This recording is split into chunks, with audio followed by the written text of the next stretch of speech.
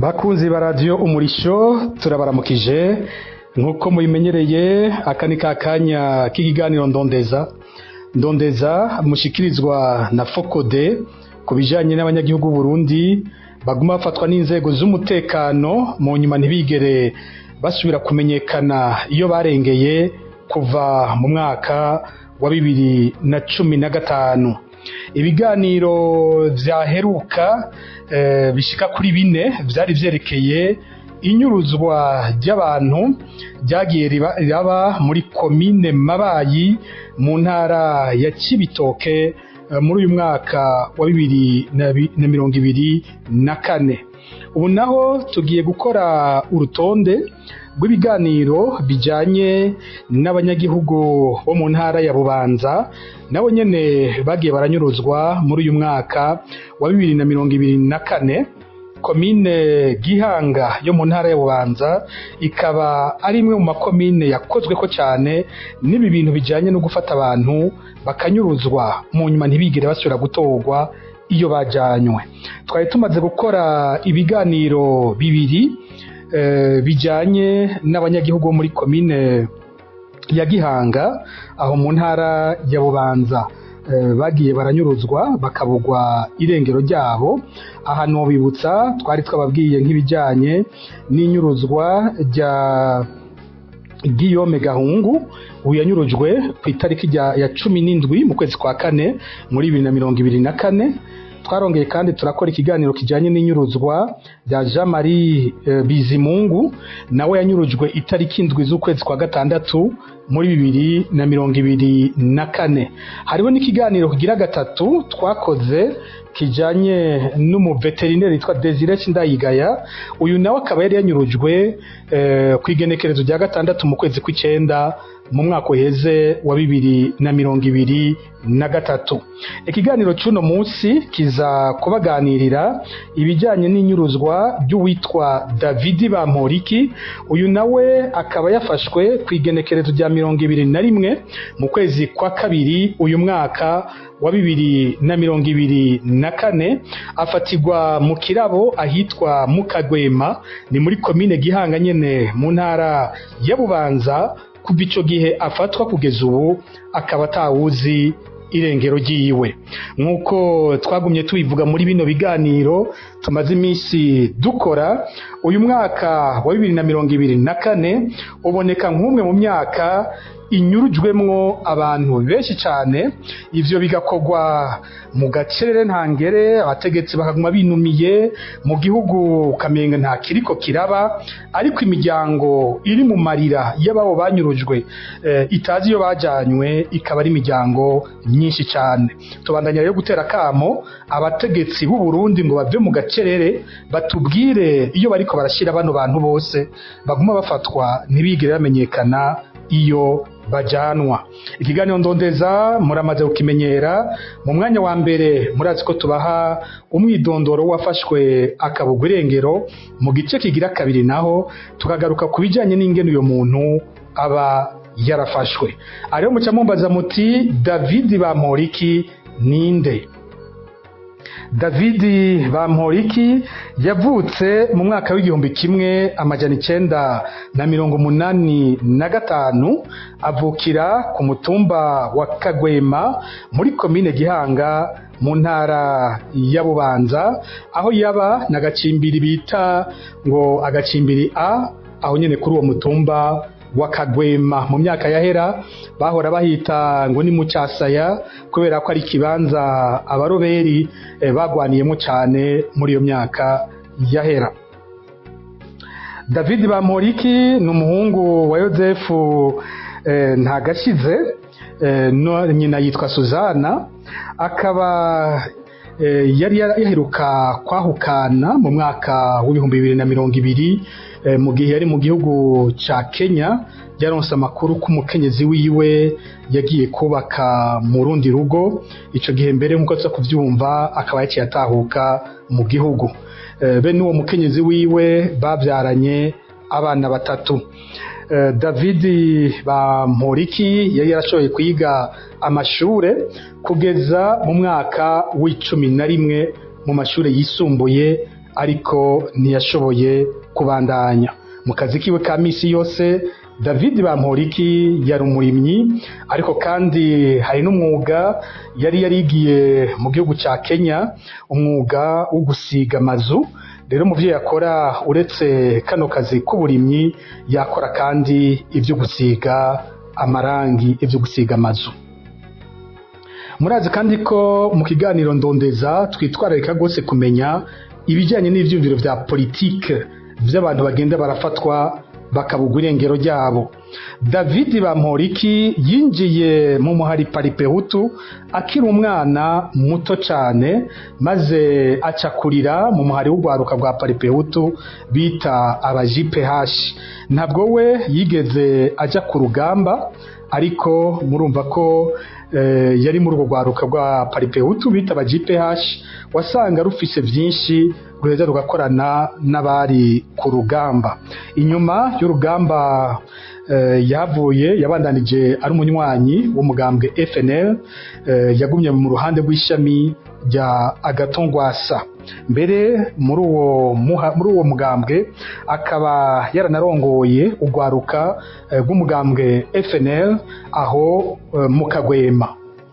Ivyo yarabikoze gushika muri 2015. Muri 2015 uyu David Bamporiki ari mu biyamiriza ikiringo cya gatatu cya Perezida Nkurunziza. Amaze kubona ingene yahamwa, yari amaze kuronderwa kenshi akanapfungwa, yahavuye ahitamwo guhunga igihugu, ahungira muri Repubulika Iharanira Demokarasi ya Kongo, agenda ajanye n'umukenyezi n'abana. Aho rero aho yari muri Kongo niho yabona ko ubuzima bugoranye, maze arondera kuvugana na musitanteri wa komine Gihanga amubaza ko batomureka agatahuka mu gihugu. Musitanteri Leopold Ndayisaba yaramwemeje ko atankurikizi, ko yotaha atawumurondera, kandi ko umutekano wiwe uzoguma ucungerewe. Nuko David Bamporiki, umukenyezi wiwe n'abana baraheza bagaruka mu Burundi mu mwaka wa 2018. Ageze mu Burundi akabura akazi, akabona ubuzima ntibworoshe. David Bamporiki niho yahavuye yunguruza agenda kurondera akazi mu gihugu ca Kenya. Aho rero arahakorera, ari naho nkuko nabivuze mu ntango, yahavuye aronka amakuru ko umukenyezi wiwe yataye urugo akaja kubakana n'uwundi mugabo. Maze David Bamporiki acagaruka mu Burundi mu 2020 kugira ngo aze kurera abana biwe batatu. David Bamporiki igihe ahagarukiye mu Burundi yaributse ingene yagumye hamwa imyaka myinshi cyane, aca yumvira ko inzira yo mukingira ari uko yokwiyegereza umukuru w'imbonerakure muri komine Gihanga uwitwa Olivier Nahimana. Ivyo mbere ni navyo yari yaranahanuwe n'abategetsi igihe ahungutse avuye muri Kongo.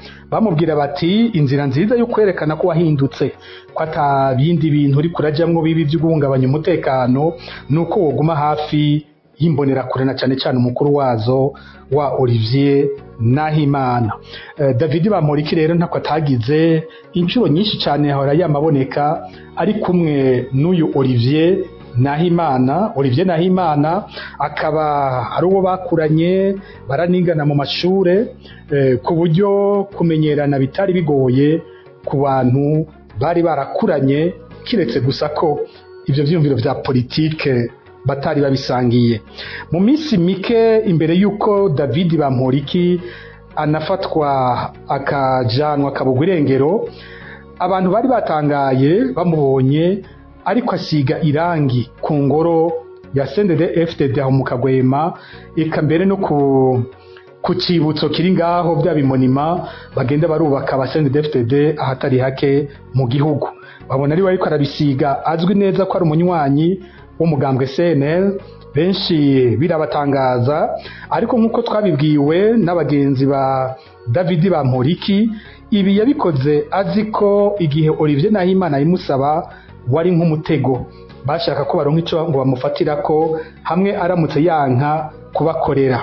nawe arabikora neza cyane, agira ati ndazi ko ari akigenzo, reka ndabikore babura aho bankura. Igikorwa aragikora, yongera mbere aragihembegwa.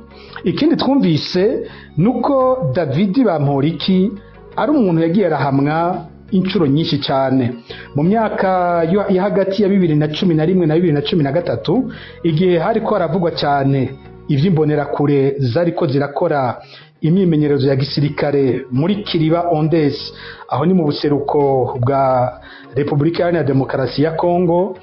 David Bamporiki yarafashwe arapfungwa. Ico gihe yagirijwe ko ari we yahaye amakuru RPA, amakuru yarajanye n'imbonerakure zari zagiye muri iyo myimenyerezo muri Kiriba Ondes zirakomerekerayo. Ico gihe amakuru araca kuri RPA n'ivyemezo kwimbonerakure koko ziri mu myiyerekano muri izo nyigisho za gisirikare aho muri Kongo. Uyu muntu rero yamye hamwe gose, inyuma yamye yagirizwa ngo ko atanga amakuru ngo kubaharanira agateka kazi na muntu ku maradiyo yigenga, hamwe bakamwikeka ko iyo bakorana n'abagwanyi. Ivyo byose bikamutuma mugumiza ko ijisho, naho wamengo bamwiyegereza, ariko kandi agatima arakandi arivyo vyahavuye bimushikira kwigenekerezo rya 21 Ruhuma muri 2024. Ariho turinjiye mu gice kigira kabiri cya kino kiganiro, aho tugiye kumva ingene David Bamporiki yahavuye afatwa aca arabugwa irengero ryiwe. Kwigenekerezo rya 21 ukwezi kwa kabiri muri 2024, David Bamporiki umunsi nka wose yari yawumaranye na Olivier Nahimana, wa mukuru w'imbonerakure muri komine Gihanga. Ku murango bari kumwe kurorera umupira w'amaguru wari kubera muri komine Buganda mu ntara ya Cibitoke. Aho baviriye kurorera uwo mupira baciye batahana, maze ku mugoroba baca binjira mu kirabo kiri ngaho mu Kagwema namaze kubabwira ko ari muri komine Gihanga mu ntara ya Bubanza. Kagwema akaba ari naho David Bamporiki yava, cyo kimwe n'umukuru w'imbonerakure Olivier Nahimana. Maze rero bajana muri ca kirabo, abantu bamwe baratangara babonye Olivier Nahimana yinjiye muri ico kirabo. Ni kirabo aho mu Kagwema bita ngo kirabo ca Fangas. Icyatangaza abantu nuko ngo ubundi uyu Olivier Nahimana atarasanzwe aja muri ico kirabo, kubera ko bavuga ko wewe iyo batanywa n'ico kinyobwa bita Fangas. Rero baragiye muri ico kirabo, barahicaye isaha 1 y'ijoro n'iminota 20, niho haboneka imodoka yo mu bwoko bwa Toyota Hilux, kamyonete double cabine yera ifise ibiyo bitabona. Abayibonye bavuga ko iyi modoka yarimwo abantu 6 bambaye impuzu z'igipolisi, mbere bamwe bakemeza ko muri abo bapolisi harimwo abasanzwe bakorera ku biro vya komine Gihanga. Bano bapolisi, imodoka ikinyegezwa ngo ahantu hepfo yibarabara, maze havayo ngo abapolisi 2 bagenda muri ca kirabo. Bageze muri ico kirabo bashika bahamagara wa David Bamporiki bamubwira ko akenewe. David Bamporiki arakebwa ngo aranka ko bajana. Baba polisi ngo baca bamufyonda ku magara, maze David Bamporiki abona kwemera kubakurikira, baca bagenda bamujanye. Icyatangaje abantu nuko wa Olivier Nahimana yitwa ngo n'umugenzi wa David Bamporiki ari mu bari baramwemeje ko ataca azoguma kingiwe, be n'izindi mbonerakure nyinshi zari muri ico kirabo, kandi zose zisanzwe zizi David Bamporiki. Atanumwe yavuze kugira ngo atabare David Bamporiki. Nguyo David Bamporiki baramujanye, bamwinjiza muri ya modoka. Imodoka ikiragenda. Kuva ico gihe nta urasubira gukubita ijisho David Bamporiki. Mu makuru twaronse baratubwiye kandi ko bano bapolisi bari bafise uwaje barongoye aza kubereka David Bamporiki wari we ngo ntibihende. Uwo nabo batubwiye ko ari imbonerakure yitwa Jonas Nirera isanzwe izwi nk'inderetsi y'iperereza bamwe bita informateur. Nguyo David Bamporiki aragiye. Abiwe bararondeje hose, bararondeye mu busho, bararondeye mu bibanza bitandukanye, barabaza amakuru. Gushika uyu munsi barabuze irengero ry'uwabo. Haravuzwe ko umukuru w'igipolisi muri komine Bubanza Filipo Masabarakiza nawe nyene yo afise uruhara muri iryo nyuruzwa, narijya havuga abapolisi biwe bagiye mu bafashe David Bamporiki, ariko mu gipolisi ntibigeze bemera ko ari bo bafashe wa David Bamporiki. Amakuru dufise avuga ko abajyango ba David Bamporiki banagiye kwitura umushingamateka wo ngaho mu ntara ya Bubanza, umushingamateka Olivier Suguru. Uyu ngo yarabakiriye, ariko ngo ikibazo yabajeje yabwiye ati mbega mwabonye ujya bari bari kumwe Olivier Nahimana ari watarashoboye kumutabariza, ni kubera iki ataco yakoze ngo amutabare uyu mugoroba? Ati mwibaza ko ari je no bishobora kurusha ujya bari kumwe? Maze wacabwira ati ehe nimufata gatike musubiri iwanyu, ico kibazo jewe ntaco noshobora. Abavyeyi abajyango bose ubu bari mu kangaratete, amezi agiye kuba 8 batazi uwabo iyo yajanywe. Narijya hari n'amakuru ateye ubwoba yagiye arashikira umuryango abaca umutima, ababwira ko uwabo ashobora kuba atakiriho. Komine ya Gihanga ni komine muri uyu mwaka wa 2024 umuntu aciye yongera ko n'umwaka wa 2023 irangwa n'ibikorwa bidasanzwe byo kunyuruza abantu bakabugwa irengero ryabo. Mu gutangura kino kiganiro twavuze amazina y'abagiye baranyuruzwa, hari nabo tutari twashizemwo. Abantu bagiye baranyuruzwa mu kwezi kw'icenda guheze kwa 2024 haranyurujwe umukuru w'umutumba wa Kagwema yitwa Merance Ndayizeye. Twamaze kubabwira Jean Marie Bizimungu yanyurujwe mu kwezi kwa gatandatu, twabwiye Guillaume Gahungu yanyurujwe mu kwezi kwa kane, twavuze ubu twariko tubabwira David Bamporiki yanyurujwe mu kwa kabiri. Hari uwitwa George Nimbona batazira amanyenye yanyurujwe mu kwezi kwa mbere muri 2024 nyene. Muri 2023 naho twarabwiye Desire Shindayigaya yari umuganga w'ibitungwa aho muri komine Gihanga. Hari kandi umupasitori yitwa Samuel Mukeshimana yari yanyurujwe mu kwezi kw'icenda muri 2023 nyene.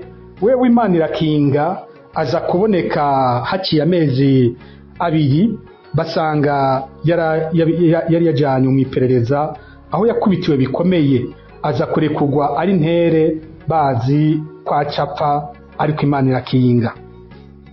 Urebe umuntu aca yibaza ikibazo, ni bande bariko barakora bino bintu muri komine Gihanga muri iyo ntara ya Bubanza?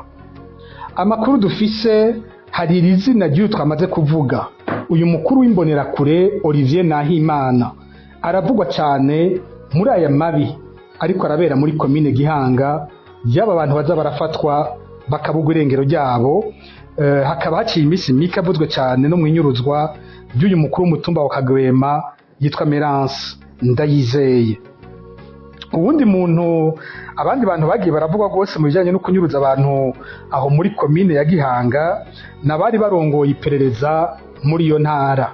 Ubwa mbere wavuzwe cyane nko muri 2023 yari Germain Tangishaka, yararongoye iperereza inyuma y'inyurwa rya Desire Shindayigaya na Pastor Samuel toje kubabwira. Uyu Germain Tangishaka akaba yahavuye asubirizwa aja kurongora umutekano w'umukuru w'inama nshingamateka. Ubu rero aho mu ntara ya Bubanza hari uwitwa Ponsiano Bigira uwuhiriwe. Aba no bantu ba mbere baca baza kwisonga muri bino bikorwa bijanye no kunyuruza abantu, kuko uko bikorwa byose kose aba bantu babizi bafise uruhara mu biriko birakorwa. Hari uwundi muntu aherutse kumenyekana avuga muri kino gihe ko afise uruhara rudasanzwe muri ibi byo kunyuruza abantu. Uyo nawe ni uwitwa Deon Sabimana batazira muhumure. Uyu aherutswe kugenwa kurongora imihari ikomoka ku mugambwe CNDD-FDD mu ntara nshasha ya Bujumbura. Ni ukuvuga ko ari igice kigizwe n'intara ya Cibitoke yo muri kino gihe, intara ya Bubanza, igisagara ca Bujumbura n'igice c'intara ya Bujumbura rirare. Uyu muntu batazira muhumure mu myaka iheze yari yaravuzwe cyane mu ntara ya Cibitoke, naho nyene yavuga mu byo gutoteza abatavuga rumwe n'umugambwe CNDD-FDD, harimwo ivyo bagiye barafatwa bakabugwa irengero ryabo. Muribuka mu kiganiro twakoze kijanye n'inyuruzwa ry'uwitwa Gilbert Irakoze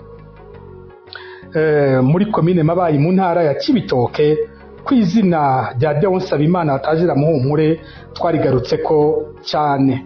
Uyu muntu afise imodoka isa n'imodoka z'abakozi b'iperereza, camionette double cabine Toyota Hilux yera ifise ibiyo bitabona, igenderamwo abantu bambara n'impuzu rimwe na rimwe z'igipolisi.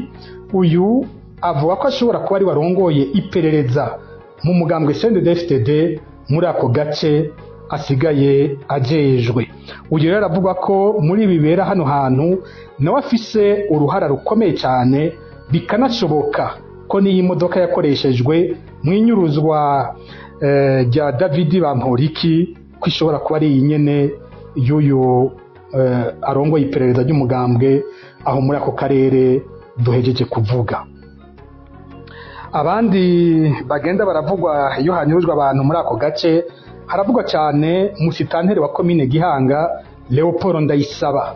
Nawe nyene mu bavugwa ko imbere y'uko haba ibikorwa byo kunyuruza abantu muri iyo komine, ko kenshi abaja kubanyuruza babanza guca kumuraba, ku buryo bavuga ko ibikorwa byose ababizi. Hari n'ayandi mazina agenda aravugwa y'abantu b'inderetsi bakorera iperereza Service National de Renseignement cyangwa iperereza ry'umugambwe.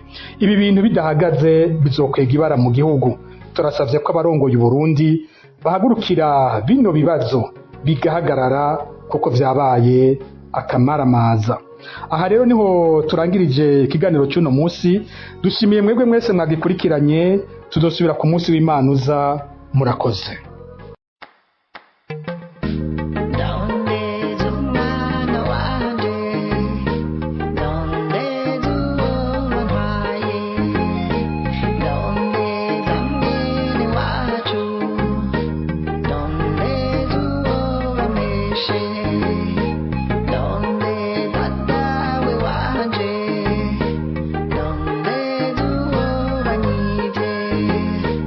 Donde